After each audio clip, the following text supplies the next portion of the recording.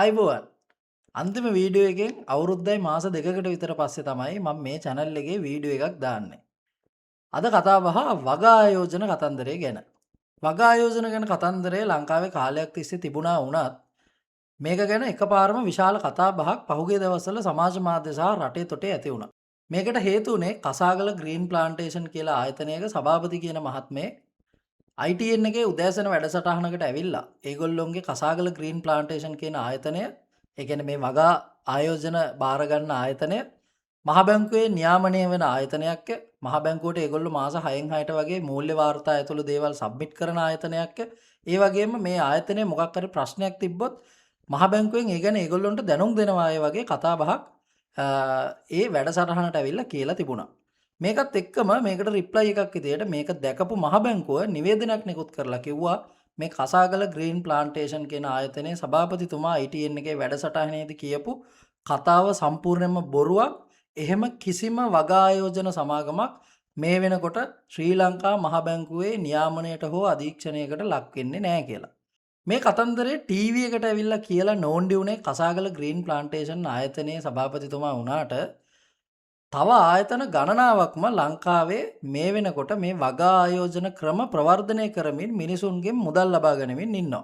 මං ඒ අතරේ කීපයක් කියාගෙන යන්නම් මේ නම් කියන ආයතනවල මහත්තුරු වැඩ කරන මහත්තුරු එහෙම ෆයර් වෙන්න එපා මං ඔයගොල්ලෝගේ ආයතනයට අපහාස කරා කියලා මම මේ රෙෆරන්ස් එකට තමයි කියාගෙන යන්නේ මෙන්න මෙහෙම ආයතන ටිකක් ලංකාවේ ක්‍රියාත්මක වෙනවා කියලා.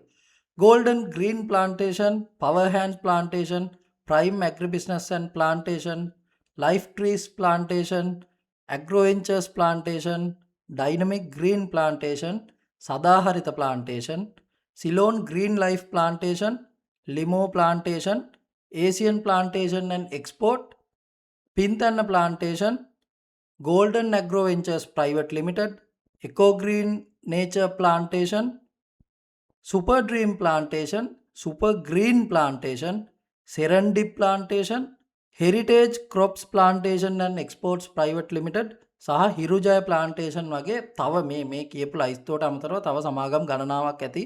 මම මේ මට හදිස්සියට හොයාගන්න පුළුවන් වෙච්ච මේ වැඩසටහනට විතර එකතු කරනකොට හොයාගන්න පුළුවන් වෙච්ච ප්‍රසිද්ධියේ ක්‍රියාත්මක වෙන ආයතන වල නම් ටික විතරයි කිව්වේ. ඉතින් මේ වගේ ආයතන ගණනාවක් මේ වෙනකොට මේ වගා ආයෝජන ක්‍රම ලංකාව පුරාම විවිධාකාරයෙන් ප්‍රවර්ධනය කරමින් ඉන්නවා. දැන් අපි බලමු ඇත්තට මේ වගා ආයෝජන කතන්දරයේදී මොකද්ද වෙන්නේ කියලා. මේ සමාගම් කියන විදිහට මේගොල්ලෝ වැනිලා, වල්ලපට්ටා, නයිමිරිස්, පළතුරු වර්ග, එහෙමත් නැත්නම් එළවලු වර්ග, එහෙමත් නැත්නම් වෙනත් අපනයන භෝග වගා කරලා ඒවා පිටරට යවලා, එහෙමත් නැත්නම් ලංකාවේ වෙළඳපළට නිකුත් කරලා ගොඩක් ආයතන ඇත්තටම කියන්නේ මේවා ඒගොල්ලෝ පිටරට යවනවා කියලා තමයි. අන්න ඒ ලැබෙන ලාභයෙන්, ඒ අස්වැන්නෙන් ලැබෙන ලාභය ඔයගොල්ලොන්ගේ ආයෝජන වලට ප්‍රතිලාභ විදියට ලබා දෙනවා කියලා තමයි මෙතනදී ගොඩක් ආයතන කියන්නේ.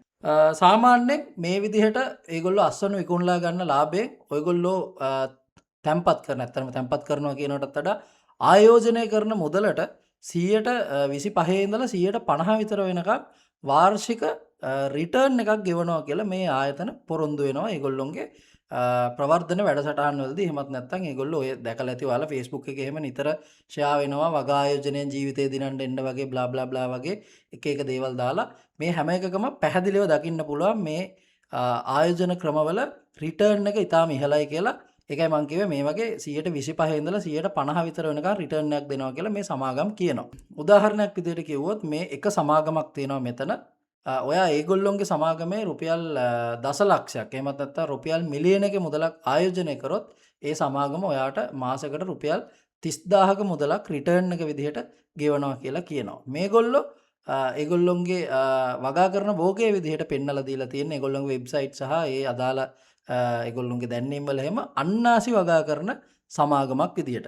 ඊට පස්සේ තව තැනක තියෙනවා තව සමාගමක් ඒගොල්ලොන්ගේ ලක්ෂ 10ක් ඔයා ආයෝජනය කරොත් ඔයාට මාසිකව රුපියල් 45000ක රිටර්න් එකක් ගන්න පුළුවන් කියලා ඒගොල්ලොන්ගේ දැන්වීම් වල තියෙනවා. මේගොල්ලෝ කරන්නේ ඇත්තටම සලාද කොළ වවන එක. සලාද කොළ වවලා ඒවා පිටරට මාකට් එකකට විකුණලා තමයි ඒගොල්ලෝ ඔයාට මේ මාසයකට රුපියල් 45000ක විතර ඊටාම ඉහළ රිටර්න් එකක් දෙනවා කියලා පොරොන්දු වෙන්නේ. මෙතනින් පස්සේ තව සමහර සමාගම් ඒ වගේම මම මේ කියපු සමාගම් වලත් මේ කියන ක්‍රමය තියෙනවා. මේ සමාගම්වල තියෙන ඕගොල්ලෝ දාන ගාන අවුරුදු 2කට හෝ 3කට පස්සේ සම්පූර්ණයෙන්ම ඩබල් වෙලා ඔයාලට ආපසු ගෙවන ක්‍රමයකුත්. ඒ කියන්නේ ඔයා රුපියල් ලක්ෂයක් දැම්මොත් නියමිත කාලයකට පස්සේ ඒගොල්ලොත් එක්ක ඔයා ගිවිසුම් ගත වෙන කාලයකට පස්සේ ඔයාගේ දාපු ගාන ඩබල් වෙලා ඔයාට ආපහු හම්බෙනවා කියලා කියන ආයතනත් මේ අතරේ තියෙනවා. සාමාන්‍යයෙන් ඔයාලා දන්නවා ලංකාවේ පිළිගත්ත බැංකු සහ මූල්‍ය ආයතන දැන්. මූල්‍ය ආයතන ඔය ෆිනාන්ස් කම්පැනි එහෙම තමයි මේ මූල්‍ය ආයතන ගණයට වැටෙන්නේ. බැංකු සහ මූල්‍ය ආයතනවල සාමාන්‍යයෙන් ෆික්ස් ඩිපොසිට් එකකට එහෙමත් නැත්නම් ස්ථාවර තැන්පතුවකට ගෙවන්නේ වාර්ෂිකව 8% ඉඳලා 13%ක් 13ක් සමහර ආයතනවල මං හිතන්නේ 14%කට ආසන්නව වාර්ෂික පොලියක් ඕගොල්ලොන්ගේ තැන්පතු වලට ගෙවනවා. හැබැයි මේ ආයතනවල ඒගොල්ලෝ දැන්නින් වල පළ කරන විදිහට මේගොල්ලොන්ගේ මාසික රිටර්න් එක එහෙමත් නැත්නම් මාසිකව ඔයාට ගෙවන ප්‍රතිලාභ මුදල විතරක් සාමාන්‍යයෙන් වෙනවා ඔයාගේ ආයෝජනයෙන් 3ත් 4ත් සමහර තැන්වල 5ක් විතර ප්‍රමාණයක්. ඒ කියන්නේ වාර්ෂිකව 30 40 50 වගේ ප්‍රමාණයකට මේගොල්ලෝ රිටර්න් එක දෙනවා කියලා කියනවා. දැන් මේ ඔයාට ලාභ ගෙවන එක විතරක් නෙමේ ඇත්තටම මේගොල්ලොන්ට කරන්න තියෙන වැඩේ. දැන් කෙනෙකුට හිතන්න පුළුවන් හරි ඉතින් ප්‍රශ්නයක් නැහැනේ. අපි ඒගොල්ලොන්ට සල්ලි දෙනවා. මොකද මේගොල්ලෝ මේ මුදල් ලබා ගන්න ඇත්තටම ඔයාගෙන් ඒගොල්ලොන්ගේ වගාවන් වැඩි දියුණු කරන්න ඊට පස්සේ ඒගොල්ලෝ ඔයාගෙන් ගන්න මුදල් ඒගොල්ලොන්ගේ වගාවන් වලට ආයෝජනය කරනවා. එහෙමත් නැත්නම් අලුතෙන් ඉඩම් ගන්නවා. ඉඩම් අරගෙන ඒ වගේ ආයෝජනය කරලා ඒගොල්ලෝ ඒ වගේ ආයෝජනය කරලා ඒ වගේ වගාවන් සිද්ධ කරලා ඒව අපනයනය කරලා ඔන්න ඔය වගේ කතන්දරයක් තමයි ඇත්තටම වාට මේකෙදි අහන්න වෙන්නේ. ඉතින් කෙනෙකුට තර්ක කරන්න පුළුවන්. ඉතින් ප්‍රශ්නයක් නැහැනේ. අපි දාන ගානට මෙතනින් අපිට මාසෙට ගාන ගෙවනවා. ඉතින් ඒ වගේ දෙයක් කරන්න බැරිමත් නෑනේ කියලා කෙනෙකුට ඕන නම් තර්ක කරන්න පුළුවන්. හැබැයි මෙතන ඇත්තම කතාව තමයි ඔයාට මේ වගාවන් වල අස්සන්න විකුණලා ගන්න ලාභය ඔයා සහ ඔයාගේ අවත් එක්ක ආයෝජනය කරලා තියෙන අනෙක් ආයෝජකයන්ට ප්‍රතිලාභ විදිහට ගෙවන එක විතරක් නෙමෙයි මේගොල්ලොන්ට ගෙවීම් විදිහට තියෙන්නේ. මේ සමාගම් මේ මම නම් සඳහන් කරපු අර ඉහත සමාගම් සහ තවත් ඕනෑම සමාගමක් ඇත්තටම සාමාන්‍යයෙන් එක තැනක ඉඳන් ඔපරේට් වෙන්නේ නැහැ. ඒගොල්ලෝ ලංකාවේ විවිධ නගරවල විවිධ ස්ථානවල ඒගොල්ලොන්ගේ බ්‍රාන්චස් එහෙමත් නැත්නම් ශාඛා විවෘත කරලා ඒ හරහා ඒගොල්ලොන්ගේ ආයෝජන ක්‍රම ප්‍රවර්ධනය කිරීම කරනවා. උදාහරණයක් විදිහට ඔය මොකක් හරි එක සමාගමක් ගත්තොත් ඕගොල්ලොන්ට බලා ගන්න පුළුවන් කොළඹ නගරයේ විතරක් සමහර ඒ වගේ බ්‍රාන්චස් 10ක් 15ක් විතර දැක ගන්න පුළුවන් ළඟ තදාසන්න නගරවල. මේ ආයතනවල සේවය කරනවා මේ බ්‍රාන්චස් වලට අනුයුක්තව සේල්ස් ඒජන්ට්ලා. ඒ සේල්ස් ඒජන්ට්ලාට උඩින් ඉන්නවා ඇසිස්ටන්ට් බ්‍රාන්ච් මැනේජර්ස්ලා, සමහර විට මැනේජර්ස්ලා. එතකොට ඒ මැනේජර්ස්ලාටත් උඩින් ඉන්නවා ඒරියා මැනේජර්ස්ලා, එහෙමත් නැත්නම් රීජනල් මැනේජර්ස්ලා. ඊට පස්සේ තව උඩට ඔහොම සෑහෙන නිලධාරීන් ප්‍රමාණයක් මේ සමාගම්වල සේවය කරනවා. දැන් මේ සමාගම්වල තියෙන වැඩේ තමයි මේ වැඩ කරන නිලධාරීන්ටත්, ඒ කියන්නේ සේල්ස් ඒජන්ට්ගේ ඉඳලා අර ඉහළම සමහර විට දිස්ත්‍රික් මැනේජර් කෙනෙක්, එහෙමත් නැත්නම් දිස්ත්‍රික් කළමනාකාරවරයෙක්, රීජනල් මැනේජර් කෙනෙක්, ඒරියා මැනේජර් කෙනෙක්ට එහෙමත් මේගොල්ලොන්ගේ කමිෂන් මුදල් බෙදී යාමක් සිද්ධ වෙනවා.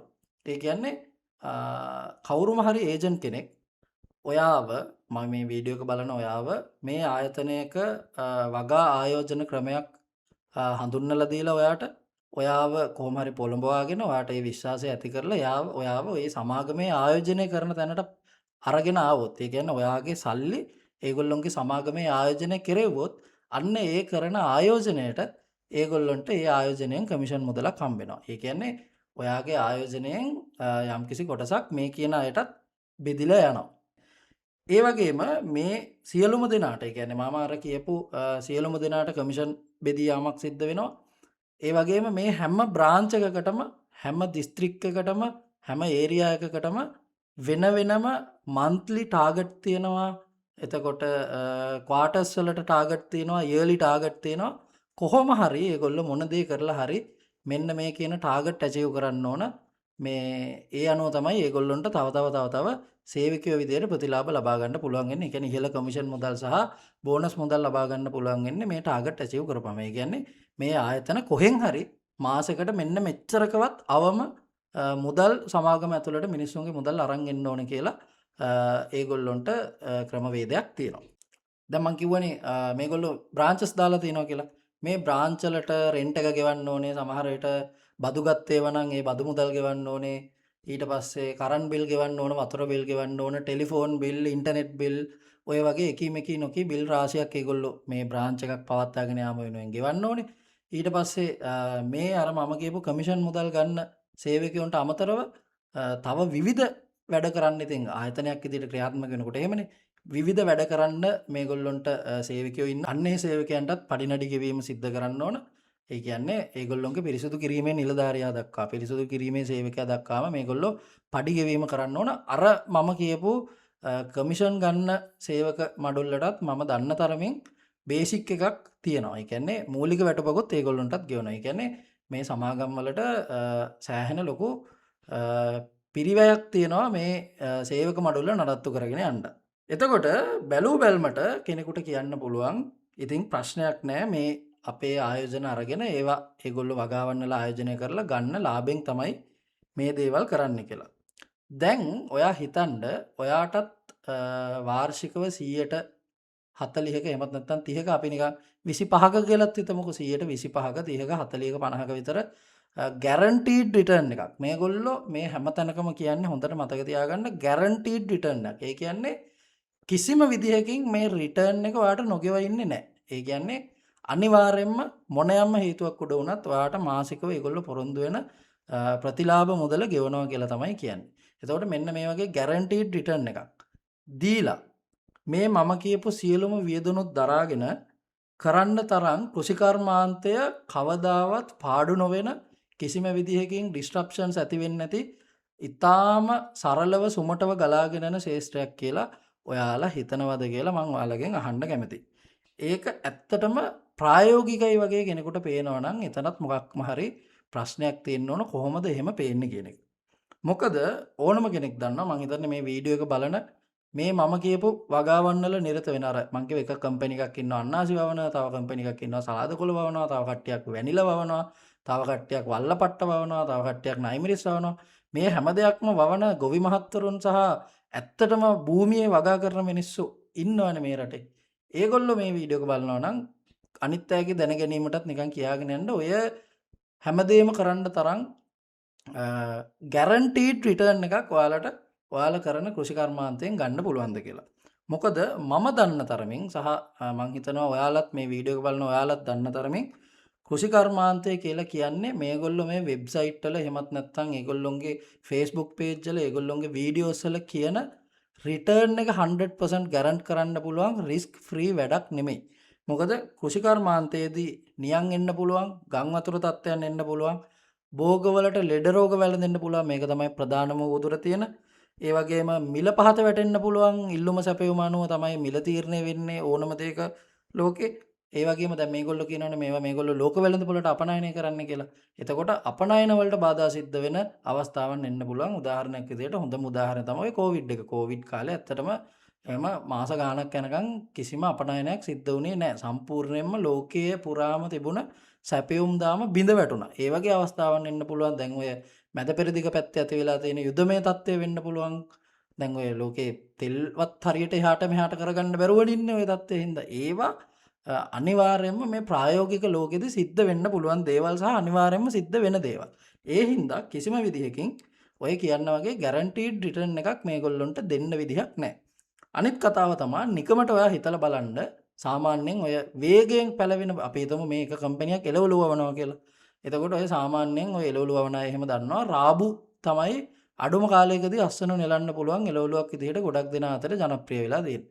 රාබු ඇටයකුත් පැල කරලා ඒක වර්ධනය වෙලා අල බැහැලා අල ගලවන්න සාමාන්‍යයෙන් දින 45ත් 60ත් අතර කාලයක් වගේ යන්න පුළුවන්.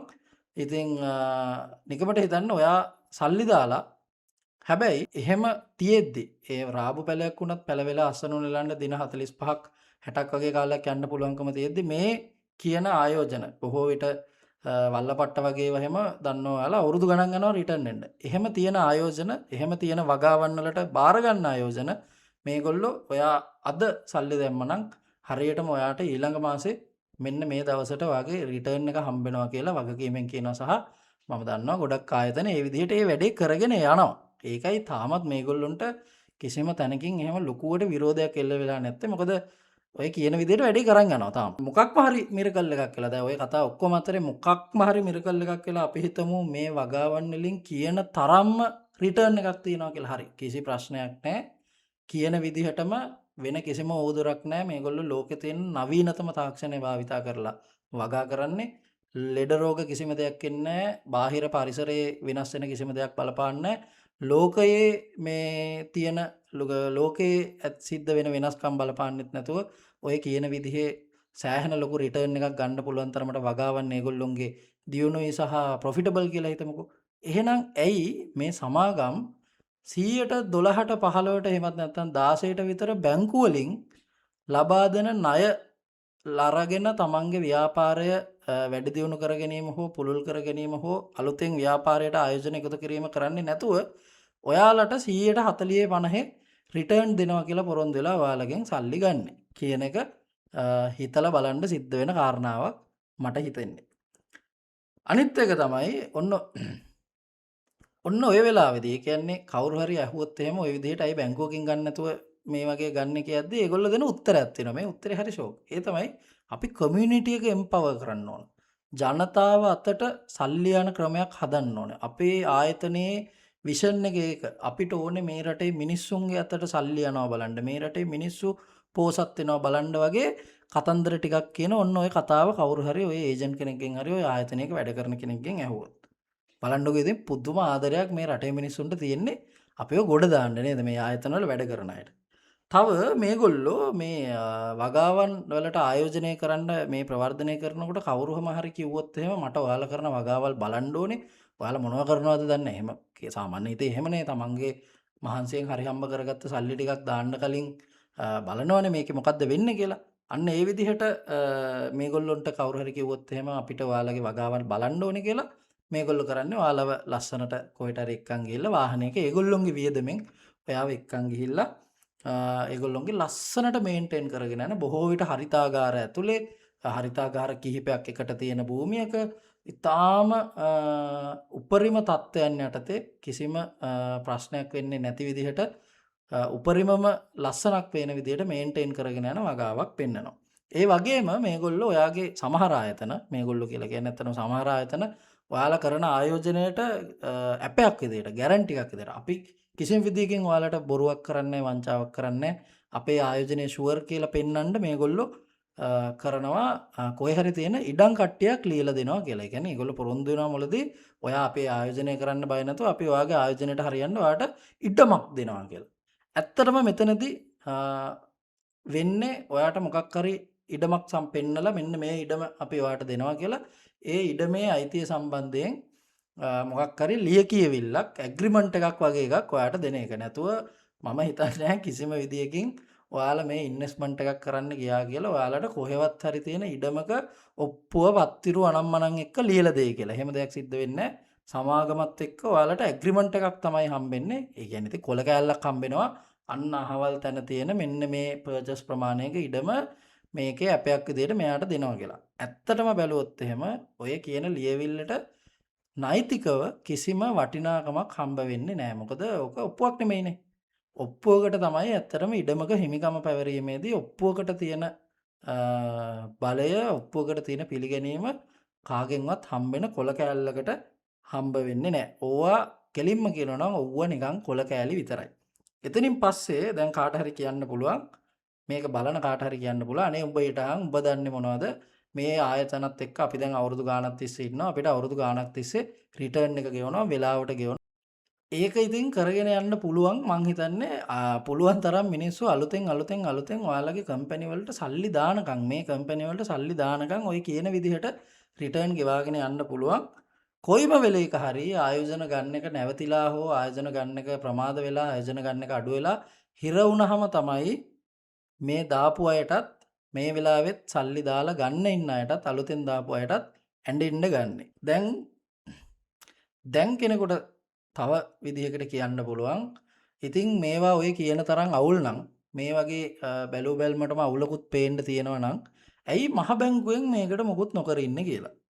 ඇත්තටම 2025 දී සහ 26 දී ලංකාවේ මහ බැංකුවේ මහ බැංකුව අධිපති ආචාර්ය නන්දලාල් වීරසිංහ මහත්මයා ප්‍රසිද්ධියම මේ ගැන අනතුරු ඇඟවීම් කිහිපයක්ම කරා. අර ප්‍රසිද්ධ ක්‍රිකට් ක්‍රීඩකයෙකුගේ ආයතනයක් ගැන කියමින් එහෙම එතුමා විවිධ ප්‍රකාශ නිකුත් කරේ මෙන්න මේ සමස්ත වගා ආයෝජන ක්‍රියාවලිය ගැන තමයි. කසාගල මහත්තයා ටීවී එකේ ඇවිල්ලා පොරටෝක් දීලා ගියාට පස්සේ මහජන මුදල් මේ විදිහට එකතු කරනවායි කියලා සැක කරන වගා ආයෝජන මුවාවෙන් මේකට එහෙම තමයි කියන්න වෙන්නේ වගා ආයෝජන මුවාවෙන් මහජනයාගෙන් මුදල් එක්රැස් කරනවා කියලා අනාවරණය වෙලා තියෙන ආයතන 18ක් ගැන සහ පුද්ගලයෝ මං හිතන්නේ 20 ගාණක් විතර ගැන මේ වෙනකොට මහ බැංකුව විසින් විමර්ශන ආරම්භ කරලා තියෙනවා. කවුරුම හරි ඒක දන්නේ නැත්නම් ඔන්න එහෙම වැඩකුත් සිද්ධ වෙලා තියෙනවා. හැබැයි මහ බැංකුව අධිපතිතුමා මේ වැඩ සිද්ධ වෙන අතරම තව පණිවිඩයක් දීලා තියෙනවා. ඒ තමයි මේ තියෙන වගා ආයෝජන ක්‍රම හෝ වගා ආයෝජන බාර ගන්න ආයතන කිසිම විදිහකින් මහ බැංකුවේ නියාමනයකට අධීක්ෂණයකට යටත් වෙන්නේ නැහැ. ඒ හින්දා මහ බැංකුවට මේ වගේ සල්ලි දාන කිසිම මිනිස්සෙකුගේ මේ සල්ලි සම්බන්ධයෙන් වගකීමක් හෝ ඒ සල්ලි ආරක්ෂා කරලා දෙනවා කියලා වගකීමක් ගන්න බෑ කියලා. අන්න එතකොට කෙනෙක්ට කියන්න පුළුවන් රටේ මිනිස්සු මේ ආයතන වලට සල්ලි දානවා නම් මේ ආයතන වැඩ කරන්නේ ප්‍රසිද්ධියේ නම් මේ ආයතන මේවා සම්බන්ධයෙන් ප්‍රසිද්ධිය ඇඩ්වර්ටයිසින් කරනවා නම් මහ බැංකුව කොහොමද එහෙම ඇස්කම් පියාගෙන මේක දිහා බලන් ඉන්නේ කියලා. කලින් කිව්වා වගේ ඇස්කම් පියාගෙන ඇත්තටම බලන් ඉන්න පුළුවන් මහ බැංකුවට. හැබැයි අර මං කලින් කිව්වා වගේ මේ වෙනකොට යම් විමර්ශනයක් ක්‍රියාත්මක වෙනවා. ඒක එහෙම වුණත් මේ වැඩේ මේ විෂය මහ බැංකුවට අදාළ කාරණයක් නෙවෙයි. ඒකට හේතු වෙන්නේ මහ බැංකුවට නියාමනය කරන්න සහ අධීක්ෂණය කරන්න අයිති වෙන්නේ මහ බැංකුවේ බලපත්‍රලාභී බැංකු සහ බැංකු නොවන මූල්‍ය ආයතන. ඒ කියන්නේ ෆිනෑන්ස් කම්පැනි වගේ ඒවා විතරයි. ඒකෙනොත් ඔය සමහර කාලවල වලට ඔය එක එක ඒවා එන්නේ මහ බැංකුවේ අධීක්ෂණයට ලක් නොවිච්ච මූල්‍ය ආයතන කියලා. ඒ කියන්නේ කොටින්ම පැහැදිලිවම කියනවා නම් මහ බැංකුවට අදාළ වෙන්නේ මහ බැංකුවේ අධීක්ෂණයට සහ නියාමනයට ලක් වෙන ජනතාවගෙන් තැන්පතු මුදල් ලබා ගන්න, ඩිරෙක්ට්ම තැන්පතු මුදල් ලබා ගන්න ආයතන විතරයි. මේ කියන වගා ආයෝජන ආයතන ජනතාවගෙන් තැන්පතු මුදල් බාර ගැනීමක් සිද්ධ කරන්නේ නැහැ. ඒ කියන්නේ මේගොල්ලෝ කරන්නේ ඇත්තටම ඔය තැන්පතු මුදල් බාර ගන්නවා කියන එකේ කියන ලූප් හෝල් එකෙන් රිංගලා මේගොල්ලෝ කරන්නේ ඔයාට ඉඩමක් හෝ ගස්සිකිනීමේ ගිවිසුමක් ගහලා ඔයාගේ මුදල් ලබා ගන්න එක. මේක එකින් එකට වෙනස් වෙන්න පුළුවන් මේ කියන ගිවිසුමට ඒගොල්ලෝ දාලා තියෙන නම අනුව. හරිද? ඒ කියන්නේ කොටින්ම සේල්ස් ඇන්ඩ් මැනේජ්මන්ට් ඇග්‍රීමන්ට් එකක් තමයි ඔයාගේ සල්ලි දානකොට ඔයාට හම්බෙන්නේ. ඒ කියන්නේ නීත්‍යානුකූලව සහ ටෙක්නිකලි ඔයාලා මේ ආයෝජනයක් කියලා කරන්නේ ඇත්තටම ආයෝජනයක් නෙමෙයි කෙනෙකුට මොකක් හරි ගිවිසුමක් මත මුදල් ලබා දීමක් පමණයි. හරිද? එතකොට මහ බැංකුවට මේකේ ඔයා දාන සල්ලි සම්බන්ධයෙන් හෝ මේ සල්ලි වලට මොන හරි වුණොත් ඒක ආපහු අරන් දීම සම්බන්ධයෙන් කිසිම වගකීමක් මහ බැංකුවට පැවරෙන්නේ නැත. එතනින් එහාට ගියාම සරලවම කියනවා නම් හෙට උදේ වෙනකොට මේ සමාගම් ටික වහලා දැම්මොත් මහ බැංකුවට මේකේ සල්ලි දාපු පුද්ගලයන් වෙනුවෙන් මේ සල්ලි අරන් දීම වෙනුවෙන් හෝ ඒකේ නීති කටයුතු වලට මහ බැංකුවට මැදිහත් වෙන්න බෑ. මොකද ඔයාට තියෙන්නේ ඒ සමාගමත් එක්ක අත්සන් කරපු කොන්ට්‍රැක්ට් එකක් එහෙමත් නැත්නම් ගිවිසුමක්. මේ සල්ලි ටික ගන්න නම් ඔයා කරන්න ඕනේ මේ සිවිල් කිවිසුම ලංකාවේ සිවිල් නීතිය යටතේ අභියෝගයට ලක් කරලා ඔයාට වංචාවක් සිද්ධ වුණා කියලා උසාවියක නඩු දාන එක. උසාවියක නඩු දැම්මා වුණත් හොඳට මතක තියාගන්න ඔයා මේ වගේ දෙයකට සල්ලි දාලා මොකක්ම හරි ප්‍රශ්නයක් වෙලා කවදාකම හරි උසාවියක නඩු දැම්මා වුණත් මේ කියන සමාගම උසාවියෙන් තීන්දුවක් ඇවිල්ලා වුණත් මේ සල්ලි ආපහු ගෙවන්න වෙන්නේ ඒගොල්ලොට ගෙවන්න තරම් සල්ලි තිබ්බොත් විතරයි. ඒ කියන්නේ ඒ සමාගම බංකොලොත් වෙලා තිබ්බොත් එහෙම ඒ වෙනකොට ඉතින් කරන්න දෙයක් නැහැ. ඒගොල්ලෝ ළඟ සල්ලි තිබ්බොත් ඔයාට ගෙවන්න පුළුවන්. එහෙම නැත්නම් ඉතින් ඇත්තටම ඔයාට මේ මුදල් අය කරගන්න වෙන කිසිම ක්‍රමයක් නැහැ. මේ ගොඩක් සමාගම් ඇත්තටම අර මුලදී ඔයාලට ෂෝ එකට පෙන්නන ඔයාලගේ සල්ලි ටික ඒගොල්ලන්ගේ සමාගම ඇතුළට ගන්න පෙන්නන අර ලස්සන හරිතාගාර ඇතුළේ එහෙමත් නැත්නම් ලස්සන වගා බිම්වල සිදු කරන වගාව ඇරෙන්න වෙන වගාවක් සිද්ධ කරන්නේ නැහැ. ඒ කියන්නේ මේ සිස්ටම් එක ඇතුළට අනිවාර්යයෙන්ම අලුත් ආයෝජකයන්ගෙන් සල්ලි එන්න ඕනේ. එහෙම සල්ලි ආවේ නැත්තම් මේ සිස්ටම් එක කොලැප්ස් වෙනවා. මේ සිස්ටම් එක කඩාගෙන වැටෙනවා. එතකොට ඔය සල්ලි දාපු කාටවත් ඔය දැන් ඉන්න චූන් එකේ ඉන්න වෙන්නේ නැහැ. එතනින් එහාට ගියොත් එහෙම ඇත්තටම වගා කරා වුණත් රෝග බෝවීම් එහෙම නැත්නම් ලැබුගිනි ගම් වතුර තත්ත්වයන් මොකක්ම හරි මාකට් එකේ මිල උච්චාවචනය වීම හරි මොකක් හරි දෙයක් හින්දා මේකට පාඩු වුණොත් ඒ පාඩුවටත් ඇත්තටම කරන්න දෙයක් නැහැ. මොකද මේවට ඉන්ෂුරන්ස් දාලා තියෙනවා කියලා කිව්වට ඔය ඉන්ෂුරන්ස් එහෙම මේ වගේ එකකට ගන්න එක එච්චරම ලේසි වෙන්නේ නැහැ. ඒ හින්දා සරලවම කියනවා නම් ආයෙම කියන්න වෙන්නේ ඇත්තටම වගා කරනවා කිව්වත් මේක ඇතුලේ මොකක්ම හරි ගේම් එකක් කරකන්නම සිද්ධ වෙනවා. ඔයාට මේ කියන පොරොන්දු වෙන monthly guaranteed return එක ලබා දෙන්න. අනිත් එක මේක පොඩ්ඩක් ඔයාලා හිතලා බලන්න ඕන කාරණාවක්. මේ කියන තරම් අපි හිතමු ඇත්තටම මේගොල්ලෝ වගා කරනවා කියලා. දැන් මම කිව්වනේ සමාගම් 15ක් විතර මෙතන නම් සඳහන් කරන්නේ වීඩියෝ එකේ මුලදී. ඒවට අමතරව තවත් සමාගම් තියෙනවනේ. එතකොට ඔය හැම සමාගමකම ලංකාවම ආවරණය කරන විදිහට සේල්ස් නෙට්වර්ක් එකක් තියෙනවා. ওই සේල්ස් නෙට්වර්ක් එකෙන් දවස ගානේ මිනිස්සුන්ගෙන් ආයෝජන මුදල් කියලා මුදල් එකතු කිරීම සිද්ධ කරනවා. ඔය මුදල් එකතු කරලා ඒගොල්ලෝ ඇත්තටම වැව්වා නම් මේ වෙනකොට මම විශ්වාස කරනවා ලංකාවේ සමස්ත භූමි ප්‍රමාණය වගාවන් වලට ඉවර වෙලා මුහුදේ පවා මේ කම්පැනි වලට වගාවන් සිද්ධ කරන්න වෙන තැනට මේ වගාවන් විශාල වෙලා තියෙන්න ඕනි කියලා. ඉතින් බැලූ බැල්මටම පේනවා මෙතන මේගොල්ලෝ මේ කියාගෙන යන කතාව ප්‍රායෝගික නෑ. මේ කියන කතාව එච්චරම ෂුවර් කරන්න පුළුවන් විදිහ එකක් නෙමෙයි කියලා. කොහොම වුණත් තවමත් කිසිම ප්‍රශ්නයක් නැතුව මේගොල්ලෝ දිගින් දිගටම ආයෝජන මුවාවෙන් සල්ලි එකතු කරමින් ඉන්නවා. තව ඔයාලට වැදගත් වෙන කතන්දර ටිකක් මම මේ සම්බන්ධයෙන් කියාගෙන යන්නම්. ඔයා ආයෝජකෙක් විදිහට මේ සමාගමක සල්ලි දැම්මොත් ඔයාට හම්බෙන්නේ දෙපාර්ශවයක් අතර අත්සන් කරපු ගිවිසුමක් විතරයි. මේ ගිවිසුම වැටෙන්නේ ලංකාවේ ගිවිසුම් නීතියට. එහෙමත් නැත්නම් law of contracts කියන එකට. මේක සිවිල් නීතියට තමයි අයත් වෙන්නේ. ලංකාව වගේ රටක හදිස්සියේ හරි මේ සමාගම සල්ලි නොගෙවා පැහැර හැරියොත් හරි මේ සමාගම බංකොලොත් වුණොත් හරි ඔයාට සිවිල් නඩුවක් දාලා ඒ නඩුව ජයග්‍රහණය කරන්න හෝ ඒ නඩුවේ තීන්දුවක් ලබා ගන්න අඩුම අවුරුදු 5ක් 10ක්වත් යනවා ලංකාවේ නීති පද්ධතිය ක්‍රියාත්මක වෙන විදිය අනුව. ඒකෙත් අන්තිමට අර මම කලින් කිව්වා වගේ මේ සමාගම සල්ලි ගෙවන්න වෙන්නේ මේ සමාගමට සල්ලි ගෙවන්න වෙන්නේ අධිකරණ නියෝගයක් මත වුණත් මේ සමාගම ඒ වෙද්දි බංකොලොත් වෙලා තිබ්බ නැත්තම් විතරයි. ඒ කියන්නේ සහ මේකේ දිගින් දිගටම නඩු කටයුතු කරගෙන යන්න ඔයාටත් සල්ලි තියෙන්න ඕනේ. එහෙම නැති වුණත් මේ වැඩේ අතරමඟ මේවා වෙලා ඔයාගේ සල්ලි ටික කොහොමත් නැති වෙනවා. අනිත් එක මේ නඩු වලට වියදම් කරගන්න වෙන්නේ ඔයාට පෞද්ගලික වියදමෙන් නීතිඥයෙක් අල්ලගෙන කියන එකත් අමතක කරන්න එපා. අන්තිමට කියන්නම් මේ ගොඩක් ආයතන අන්තිමට හොඳම ටිකක් තියෙනවා ඇත්තටම. මේ ගොඩක් ආයතන කියනවා කිසි දෙයකට බය වෙන්න එපා. මේ සේල්ස් ඒජන්ට්ලා තමයි ගොඩම මේක කියන්නේ. කිසි දෙයකට බය වෙන්න එපා මහත්තයා. අපි රජයේ ලියාපදිංචි ආයතනයක්. ඒ හින්දා බය නැතුව අපිත් එක්ක ආයෝජනය කරන්න එන්න කියලා. මේක තමයි මේගොල්ලෝ කියන පට්ටපල්ම බොරුව. එලිපිට කියන පට්ටපල්ම බොරුව මේක තමයි. මොකද මේ රජයේ ලියාපදිංචි ආයතනයක් කියලා කිව්වට මේකේ ලියාපදිංචියෙන් ඔයාට කිසිම නෛතික හෝ රජයේ ආරක්ෂාවක් හම්බ වෙන්නේ නැහැ. කොටින්ම කිව්වොත් රජයේ ලියාපදිංචි ආයතනයක් කියලා ඒගොල්ලෝ කිව්වට ඒක ඇති බක්කක් නැහැ. මොකද මේ රජයේ ලියාපදිංචි ආයතනයක් කියන එකෙන් මේගොල්ලෝ අදහස් කරන්නේ ලංකාවේ රජයේ සමාගම් මැදුරේ ප්‍රයිවට් ලිමිටඩ් සමාගමක් විදිහට එහෙමත් නැත්නම් සංස්ථාපිත සමාගමක් විදිහට ඒගොල්ලොන්ගේ ව්‍යාපාරය ලියාපදිංචි කරලා තියෙන එක ගැන විතරයි.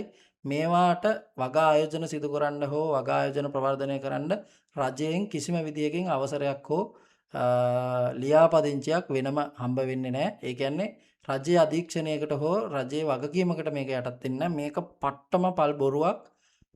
ලංකාවේ ඕනම කෙනෙකුට 18ට වැඩි ඕනෑම පුරවැසියෙකුට තමන්ගේ නමින් ඕනෑ තරම් ප්‍රමාණයක් ව්‍යාපාර ලියාපදිංචි කරන්න පුළුවන්. මටත් තියෙනවා මේ විදිහට රෙජිස්ටර් කරගත්ත ප්‍රයිවට් ලිමිටඩ් කම්පැනි දෙකක්. ඒ කියන්නේ මටත් ඕන නම් මොකක් හරි කියන්න පුළුවන් මේ මම රජයේ ලියාපදිංචි ආයතනයක් කියලා. හැබැයි මට එහෙම කියන්න බෑනේ. මම ව්‍යාපාරයක් කරන පුද්ගලෙක් විදිහට තමයි එතකොට වැටෙන්නේ. එතනින් එහාට වෙන කිසිම ලියාපදිංචියක් මේකේ නැහැ. ඒ හින්දා ඕක තමයි පට්ටම පල් බොරුව. ඔතෙන්ට අහු වෙන්න එපා. අන්තිමටම ඔයාලට කියන්න තියෙන්නේ ඇත්තටම මේ වගා ආයෝජන බැලූ බැල්මට මේ වගා ආයෝජන ව්‍යාපාර එහෙමත් නැත්නම් මේ වගා ආයෝජන ආයතන එළියෙන් බලනකොට මේක පිරමීඩයක් වගේ පේන්නේ නැහැ. එහෙනම් ඩිරෙක්ට් කාටවත් මං හිතන්නේ මටවත් මේක බලන ඔයාටවත් මහ බැංකුවටවත් වෙන කිසිම කෙනෙකුට පිරමීඩයක් කියලා මේකට චෝදනා කරන්න බෑ. හැබැයි සමාගමේ එළියෙන් පිරමීඩයක් වගේ නොපෙනුනාට අපිට උපකල්පනය කරන්න වෙනවා මේ සමාගම් වල මේ කියලා තියෙන රිටර්න් ගෙවන විදිය අනම්මනම් එක්ක සහ සමහර දන්න තොරතුරුත් එක්ක මේ සමාගම් ඇත්තටම කරන්නේ අලුත් අයගෙන් අරගෙන පරණින් අයට දෙන එක. ඒ කියන්නේ පිටතින් පිරමීඩයක් වගේ නොපෙනෙන ඇතුළතින් පිරමීඩයක් ආකාරයට ක්‍රියාත්මක වෙන වැඩක් තමයි මෙතන සිද්ධ වෙන්නේ. ඒ හින්දාම තමයි මම මේ වීඩියෝ එකේ ටයිටල් එකට දැම්මේ පිරමීඩ වගේ නොපෙනෙන පිරමීඩ කියලා. මේකට ඉතින් මේ වගා ආයෝජන ආයතනවල ලොකු මහත්තුරු සහ මේ ආයතනවල වැඩ කරන මගේ හිත මිත්‍රයෝ එහෙම ඉන්නවා. ඒගොල්ලෝ මාත් එක්ක තරහ වෙන්නවත් මට නඩු දාන්නවත් එන්න එපා. මහ බැංකුව ඔයාලගේ පස්සෙන් පන්නමින් ඉන්නේ. මහ බැංකුව ඔයාලා ගැන බලන ගමන් ඉන්නේ. ඔයාලා ගිහලා ඒක ගැන බලා ගන්න මගේ පස්සෙන් පන්නන්න නැතුව. මොකද මං හිතනවා අපිට සාධාරණ විවේචනයක් එල්ල කරන්න අයිතියක් තියෙනවා කියලා. ඒක උඩ තමයි මම මේ වීඩියෝ එක කරේ. මගේ කලින් වීඩියෝස් කිහිපයක් බලපු කට්ටිය දන්නවා මම කාලයක් තිස්සේ මේ පිරමීඩ සහ මේ ලංකාවේ මිනිස්සුන්ව විවිධාකාරයෙන් ලංකාවේ මිනිස්සුන්ගේ මුදල් වලට වංචා කරන්න එන මුදල් වලට විවිධ අකටයුතුකම් බලහත්කාරකම් කරන්න එන කේස් සම්බන්ධයෙන් කතා කරනවා. පිරමීඩ සම්බන්ධයෙන් කතා කරලා තියෙනවා. ඔය MTF අනම්මනම් බ්ලා බ්ලා බ්ලා ඔක්කොම ගැන කතා කරලා තියෙනවා. ඒ හින්දාමයි මේක කියන්න තීරණය කරේ. පේනවා අවුරුදු ගාණක් තිස්සේ මිනිස්සු මේවට සල්ලි දානවා කියලා. තාම ප්‍රශ්නයක් නොවුනට මේක ප්‍රශ්නයක් වෙච්ච දවසට ඔයාලට ඇපත් නැහැ. ඒකයි මේ වීඩියෝ එක කරන්නේ. අලුතින් කවුරුම හරි ඉන්නවනම් කල්පනා කරලා බලන්න. මම දන්නවා මේ වගේ වගා ආයෝජන ක්‍රමයකට සල්ලි දාන්න ලංකාවේ මිනිස්සු ගොඩක්ම මේ වෙලාවේ යොමු වෙන්නේ වෙන මොකටවත් නෙමෙයි. ඒගොල්ලන්ට තියෙන ආර්ථික අපහසුතාව හින්දා. එහෙමත් නැත්නම් එළිය තියෙන ආයෝජන සම්බන්ධයෙන් ආයෝජනවල රිටර්න් එක මදි හින්දා. එහෙමත් නැත්නම් මේ වෙලාවේ රටේ තියෙන ආර්ථික තත්ත්වයත් එක්ක ඉක්මනින් විශාල ධනයක් ගොඩනගා ගන්න ඕනේ නැත්නම් මේක ඉන්න හම්බෙන්නේ නැහැ කියලා හිතන හින්දා. ඉතින් ඒකෙත් වැරද්දක් නැහැ. හැබැයි එහෙමයි කියලා මේ වගේ ඕනෑම මොහොතක කඩාගෙන වැටෙන්න පුළුවන් කිසිම ආරක්ෂාවක් සුරක්ෂිතභාවයක් නැති තැන්වල ඔයාලා දුක් මහන්සියෙන් හම්බ කරගත්ත සල්ලි දාන්න එපා. මොකද මේවා නැති වුණොත් ඔයාලට ගන්න වෙන්නේ නැහැ කවදාවත්. ඊට එහා තියෙන ආයෝජන ක්‍රම ගැන හොයන්න. මුදල් ආයෝජනය කරලා එකෙන් ප්‍රතිලාභ ගන්නවා කියලා කියන්නේ ලේසි පහසු වැඩක් නෙමෙයි. එහෙම පුළුවන් නම් මේ වෙනකොට ධම්මික පෙරේරා එහෙම නැත්නම් ඉෂාර නානායක්කාර එතකොට ලංකාවේ නම් කියවෙන ප්‍රබලම ධනවතුන් බොහෝ දෙනා ඒගොල්ලොන්ගේ අනික් ව්‍යාපාර සියල්ල අතහැරලා මේවට ඇවිල්ලා තියෙන්න ඕනේ. මේවට ඉන්වෙස්ට් කරලා තියෙන්න ඕනේ. එහෙම කරන්නේ නැහනේ. ඒ කියන්නේ ඉතින් ඔයාලා හිතලා බලන්න. ඒගොල්ලෝ කරන ව්‍යාපාර තියෙනවා වෙන ඒවත් ලේසියෙන් නෙමෙයි කරන් යන්නේ. ඉතින් ඕනම කෙනෙක්ට ආයෝජනය කරන්න අයිතිය තියෙනවා. හැබැයි එහෙම ආයෝජනයක් කරන්න කලින් පොඩ්ඩක් බුද්ධිමත්ව හිතලා බලන්න කියන පණිවිඩය තමයි මට මේකෙන් දෙන්න ඕනුනේ. ඉතින් මම හිතනවා මේ වීඩියෝ කාලට වැදගත් වෙන්න ඇති කියලා. අර කලින් කිව්වා වගේ අවුරුද්දකටත් පස්සේ තමයි මේ channel එකේ වීඩියෝ එකක් දාන්නේ. ගොඩක් අය අහලා තිබුණා මගේ කලින් වීඩියෝ එක ඇත්තටම 1,50,000කට ආසන්න පිරිසක් බලලා තිබුණා 1xbet සහ mailbet ගැන කරලා තිබ්බ එක. ඉතින් ගොඩක් අය අහලා තිබුණා මොන හරි තර්ජන මේවා ආවද වීඩියෝ එකේ එකපාරම channel එකේ වීඩියෝ දාන එක නැවතුනේ කියලා. එහෙම මොකුත් ආවේ නැහැ. මට කම්මැලිකමක් තිබුණා ඇත්තට මෙච්චර කාලයක්. සහ මම සෑහෙන කාලයක් කරන්න හිතමින් හිටියා. විවිධ හේතු හින්දා ඒ වැඩේ මග ඇරුණා. දැන් හැබැයි බලාපොරොත්තු වෙනවා සතියකට එක වීඩියෝ එක ගානේ හරි මේ channel එකට දාන්න. ඒක එහෙමම නොවුනත් නිතර පුළුවන් තරම් වීඩියෝ මේකට දාන්න බලාපොරොත්තු වෙනවා. ඉතින් ආරාධනා කරනවා දිගටම channel එකත් එක්ක එකතු වෙලා ඉන්න කියලා. ඉතින් වීඩියෝ එකට ලයික් කරන්න. මේ වීඩියෝ හොඳයි නම් ඔයාලට කියන්න තියෙන අදහස් සහ ඔයාලා මේ ගැන දන්න තව තොරතුරු තියෙනවා නම් පල්ලෙහින් කමෙන්ට් කරන්න. මොකද මේක එක වීඩියෝ එකක් විතරයි මේ සම්බන්ධයෙන්. මේක මම ඇත්තටම උඩින් පල්ලෙන් කරේ ඔයාලට ඉක්මනට පණිවිඩයක් දෙන්න ඕනේ හින්දා මේ සම්බන්ධයෙන්. මේක ඇත්තටම අර උඩින් බලලා කරපු වැඩක්. එළියේ ඊට පස්සේ අනිවාර්යයෙන්ම වීඩියෝ එකක් අරන් එන්නම්.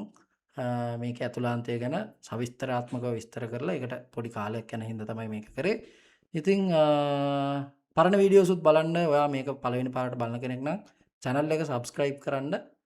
ඒ වගේම මේ කරන වැඩේට කැමති කවුරු හරි ඉන්නවා නම් මගේ buy me a coffee link එක තියෙනවා description එකේ. එතෙන් ගිහිල්ලා ඔයාලට ඕනේ නම් ඔයාලට කැමති support එකක් දෙන්නත් ඔයාලට අවස්ථාව තියෙනවා.